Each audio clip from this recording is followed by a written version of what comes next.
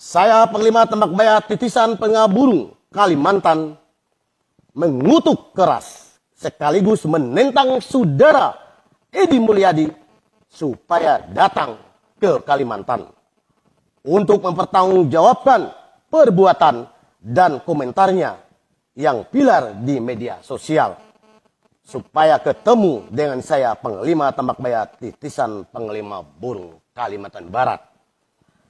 Saya Panglima Tembak Bayar Titisan Panglima Burung dengan ini meminta hal-hal sebagai berikut. 1.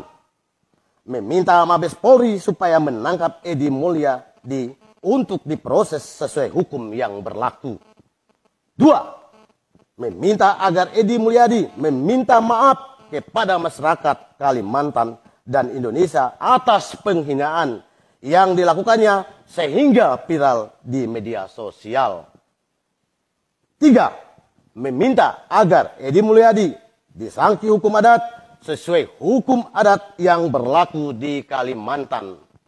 4. Apabila dalam 1 kali 24 jam tidak disikapi, maka kami akan mengambil sikap tegas terhadap Edy Mulyadi sesuai dengan dan tata cara budaya adat kami.